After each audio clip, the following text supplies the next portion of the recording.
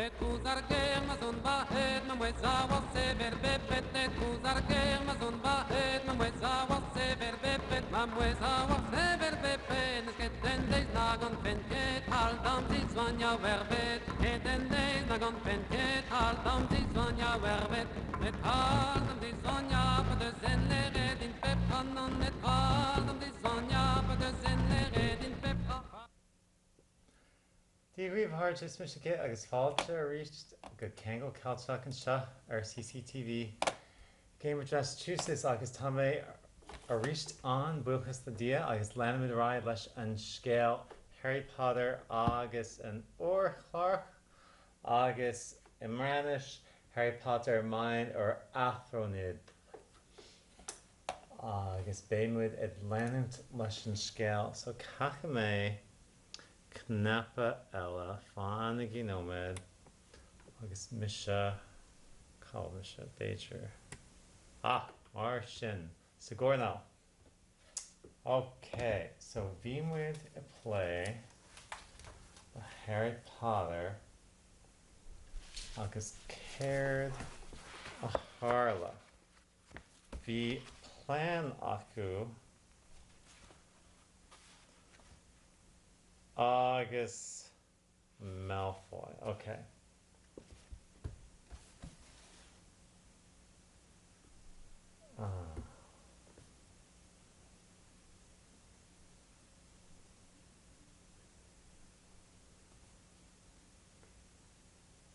So Ramwood.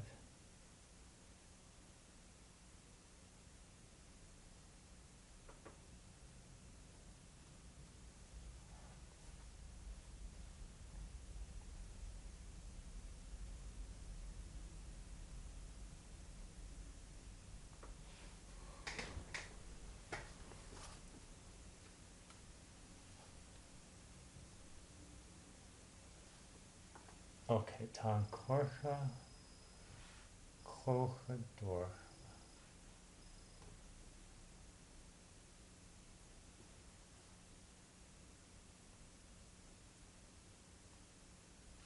So bhí muid an seo. Tá sé róháil an phlean achar anois agus níos ag Malfoy faoin clócha dúrcha sin an áit.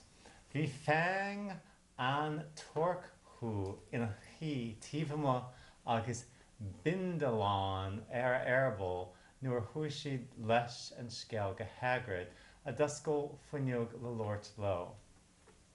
Níla go méisteach sibh ar seisin agus séadán an. Tá nóir cinneal cíanach díorchanis ach bé mé abalta é a lámh sáil. Agus imránis cá Ramwood.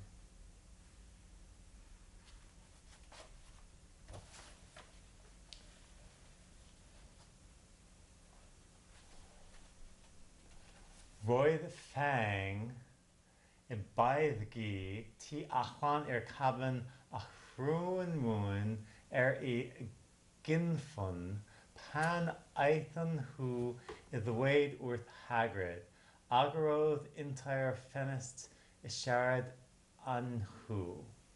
Chhuilchi ddim dód I mewn siar siód, mae neris in chlawn castia on dim byd na fedra I drin.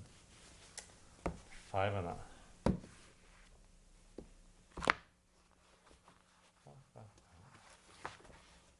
They found Fang the boarhound sitting outside with a bandaged tail when they went to tell Hagrid, who opened the window to talk to him. I won't let you in, he puffed. Norbert's at a tricky stage. Nothing I can't handle.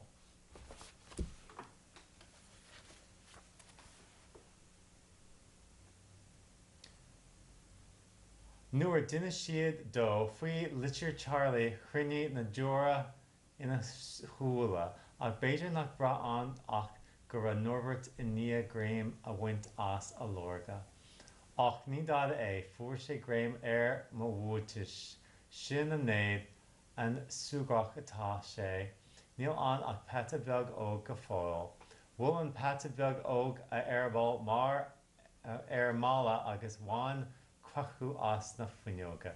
Agus iad ag siúlrás go dtí an Cúisleán bada le Harry agus Hermione wethú an sacharan.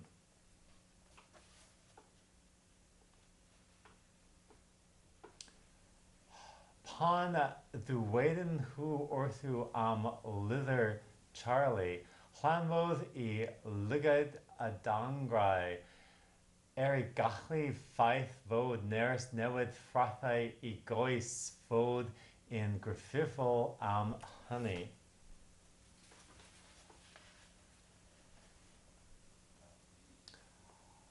Alt. Popeth in iawn, dim ond fescyd I gafod hi, dim ond chwar oedd hi. Babi ydy hi wedi cyfyn. Dirnodd I babi I chynffon ar y wal, gan neud i'r ffenestri rwglw. Cerddodd Harry a Hermione yn ôl i'r castell gan ddechrau am y ddydd Sadwrn ddoedd. When they told him about Charlie's letter, his eyes filled with tears, although that might have been because Norbert has just bitten him on the leg. Ah, it's all right. He's only got my boots, just plain. He's only a baby after all. The baby banged its tail on the wall, making the windows rattle. Harry and Hermione walked back to the castle, feeling Saturday couldn't come quickly enough.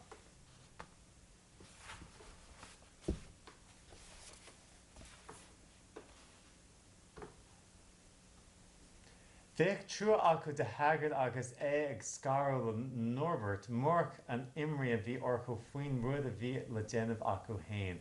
Icha rú gcomhartha scamálacha a bhí an agus bhí siad rud beag máil ag buint mhócháin Hagrid amach mar b'éigean dóibh fanacht go mbeanna cipií as a mbealach sa halla lontrála áit a rud sé an imirt leadóga in éideann an bhála. Bhí Hagrid in níl Norbert a réiteach agus a feiceáil isteach I gcliabhosca. Tá go leor Francach aige agus roinnt branda don turas ar seisin de chóir muachta agus thuair mé an taobh isteach leis ar eagla go mbeadh sé a bhfeicneach.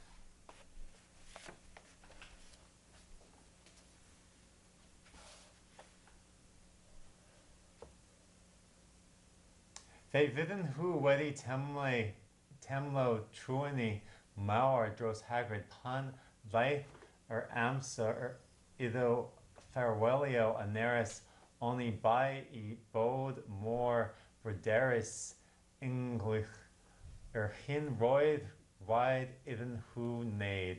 Roidd hi nosan duich grimlog a chuithai braidd in hwyr in cyrraedd Caban Hagrid ochor with being rhaid in hu aras pisúr find achlan or ford in a cyntydd. Clé roidd o wedi bod in chwarae tennis in urban in wal. Roidd Hagrid wedi pacio neras mewn cawach mawr. Ma gandhi ddigon o ligod mawr o hippen o Frandy gyfar is siorna meddai Hagrid mewn llais toredig. A dwy wedi pacio hedi bear hi rhaid ofyn I bydd hi'n unig.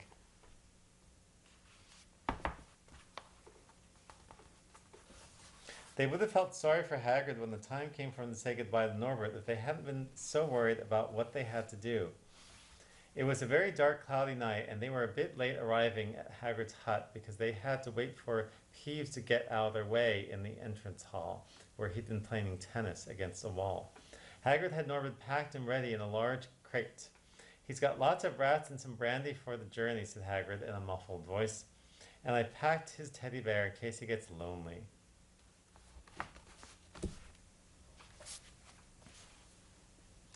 Bhí fum a teacht ón gcliabhosca mar bheith rud éigean a reibú agus tháinig de Harry go raibh an cloigeann as dealú den teddy céine. Slán leat a Norbert slán sa Hagrid agus glór an chuinte an, Fad a bhí Harry agus Hermione ag fila an clocha dorcha hart ar an gluabhosca agus ag dul faoi iad hain. Ní dhéine mamaí dearma diaat go bra.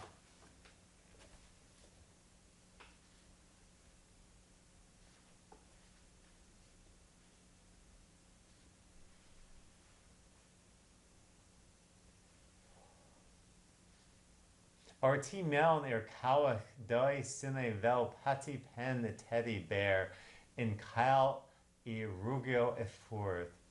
Dábáil chudaí néras och nédióid Hagrid bheith roiid Harry a Hermione gur chiadlío ar cabhach ar clogan an bhulla digúird ach in camí odó tanó I chéanaan. Bhíad mami bith in dang hovio dí.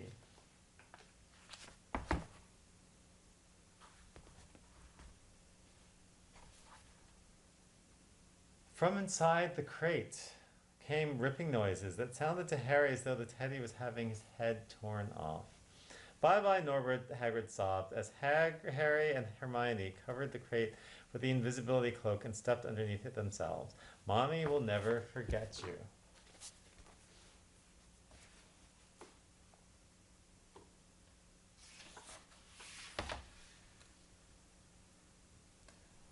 Le dua mór a fuair siad an cliabhosca a thuirt suas go dtí an Cúisleán. Bhí sé faoi bhulla den bheánacha agus iad ag strachu Norbert Lowe, suas an sóra marmar sa hála iontrála agus ar trí na pasáistí dorcha. Suas daire eile agus ceann eile fós, ba bheag an háir é doíoir nuair chuaigh siad achara a bhí ar eolas ag Harry. Is gearúin ar sa Harry agus siorchar ar nuair a throch siad an pasáiste faoin túr ab airde.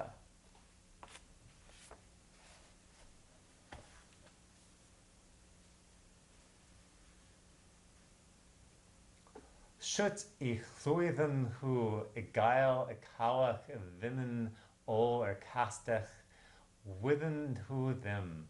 Ticiodd hanner nos yn nes wrth iddyn nhw orthio neris I bhunir grisau marmor in y cyntedd ac ar hyd I coridau tuach.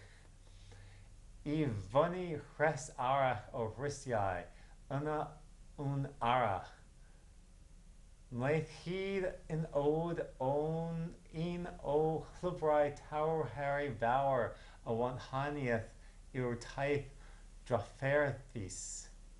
Bron na huithod Harry in fuair I wint wrth iddyn nhw gyrraedd y corridor o dan y túr íchaf.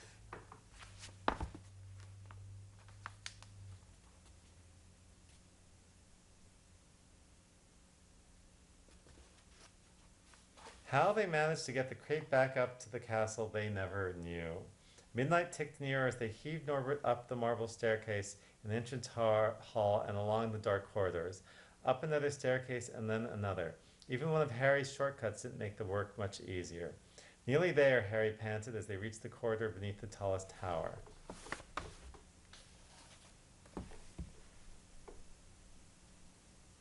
Gataban mochi siad rud aigen a cóir amach rompu agus dubar dómh an cliabhosca a ligan orchu.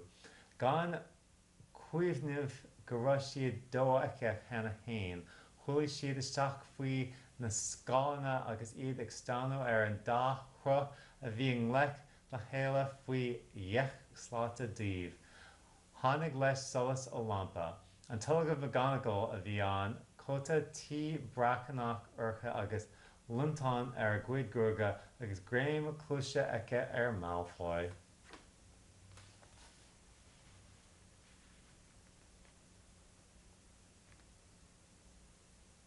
Ina orthweld simidiad sudden oi blindhai be broniden hu olchwung a kawa. Gan an chovio I bodin and welledig in barad gwasgolv ivai cusgoldion gan ruthu amlinchludiai tuach dai bersen and mind avail I gilith veg toived oddi orthint, flachil lamp. Roider Athro McGonagall, Meln Colt nos Darton and a Chruid Dros I Gwacht in Quidio in Chlist Machlid.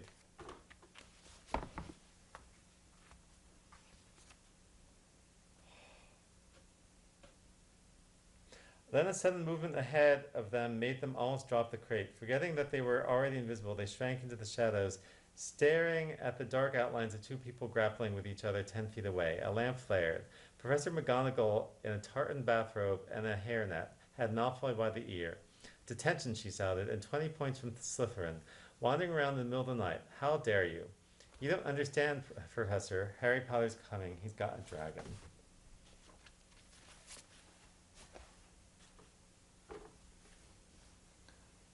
Garum quinio orza avexi agus fiche puinte calta a Slytherin.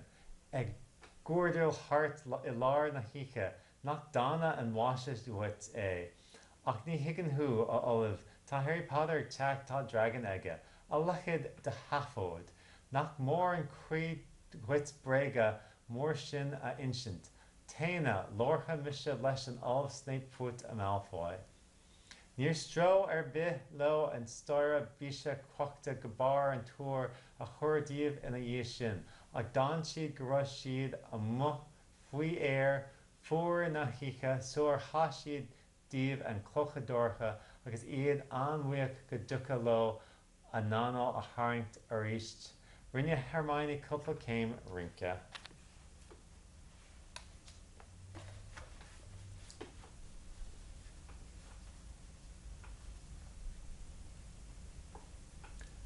Cry de chi aras mewn gwaeddodd, ac ugain mark oddi ar Slavenog. Cwrio y gwmpas gefn nos sydd feddiach chi.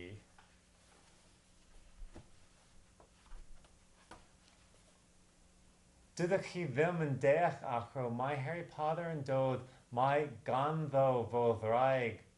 Peidiwch y malu awr, sydd feddiach chi ddweud y faich gelwyddau. Doch lain, gai air ar achos neb yn eich llwch chi machlwyd. Ymddangosir grisiau serth, troechlog y fyny y ben uchaf y tŵr un hynod o hawdd ar ôl hynny.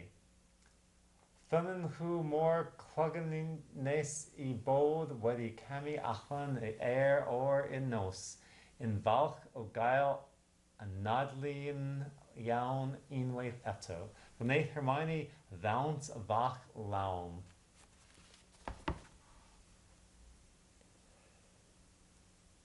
Detention, she shouted, and 20 points from Slytherin, wandering around in the middle of the night. How dare you? You don't understand, Professor. Harry Potter's coming. He's got a dragon. What other rubbish? How dare you tell such lies? Come on, I shall see Professor Snape about you, Malfoy. The steep spiral staircase up to the top of the tower seemed the easiest thing in the world after that. Not until they'd stepped out into the cold night air did they throw off the cloak, glad to be able to breathe properly again. Hermione did a sort of jig.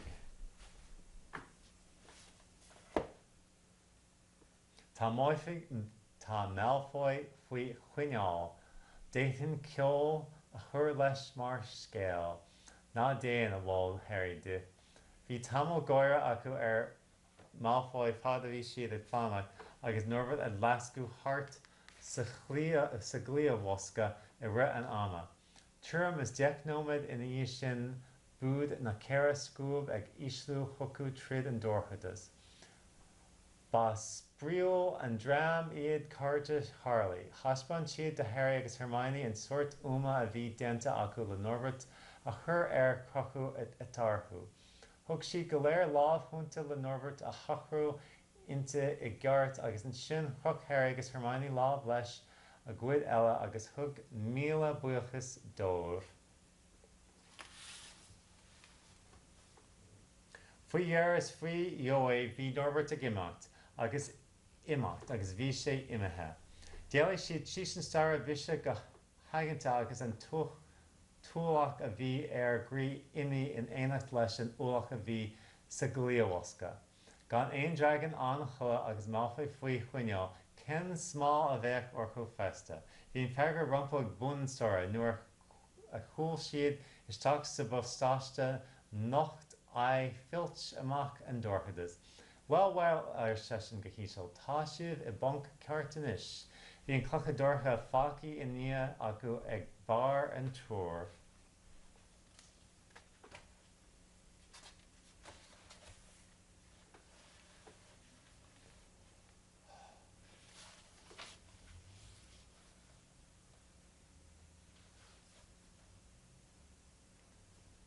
Im bhangosir grisiai serth treichlóg I bhunaí I ben ícheh I túr in hunad ó hawad all honey. Finian hu mór clogan nesi bod wedi cami achan I air or I nos. In balch I gael anadlian iawn unwaith eta. Gwneud Hermione ddawns fach lawn. Machlwyd in gael I gadw yn mewn. Dwi isha cani. Paid cwng chorodd Harry hi. Gan chwerthin in chluch machlwyd fe archosan hu aneris in dimin o gumpus in I chwalach. Hui bang minid I ddirweddarach, saithod peder isgub I lawr or tuichuch. Hen grw iawn oedd ffrindiau Charlie. Fe ddangosan hw'r harness hoedden hw wedi I ddifestio o'r mewn medru hongian neris hungfyn hw. Helpodd pawb y gai neris yn ddiogol imddo ac yna isgwddwodd Harry a Hermione lawr ar chlech gan ddiolch yn fawr iawn iddyn nhw. O'r diwedd roedd neris yn mynd wedi mynd. Chlythrod y ddau yn ôl I lawr y grisiau troechlog I colonau cyn ysganfed ar dwylo Rwan bod neris wedi mynd. Ddim draig, machlwyd yn cael I gadw mewn, beth achlai ddifethau I hapusrwydd. Orsar ateb hynny weled y grisiau. Fel roedden hwn cami I mewn y corridor im ddangosodd wyneb filch yn sudden o'r twychwch. Well, sybridlodd. Roedden ni mewn helynt chron. Roedden nhw wedi gadael y clogan yn weledig gwrdd I ben y tŵr.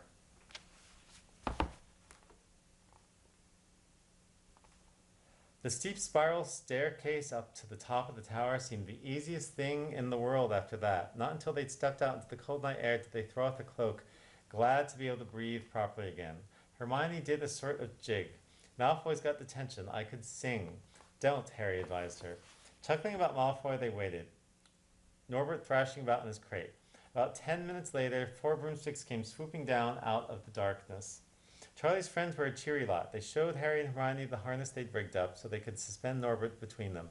They all helped buckle Norbert safely into it, and then Harry and Hermione shook hands with the others and thanked them very much. At last Norbert was gone. They slipped back down the spiral staircase, their hearts as light as their hands now that Norbert was off them. No more dragon, Malfoy in detention. What could spoil their happiness? The answer to that was waiting at the foot of the stairs. So they stepped into the corridor. Filch's face loomed suddenly out of the darkness. Well, he whispered. We are in trouble. They left the invisibility cloak on top of the tower. Mar sin a harja. Níl moran am faciagan.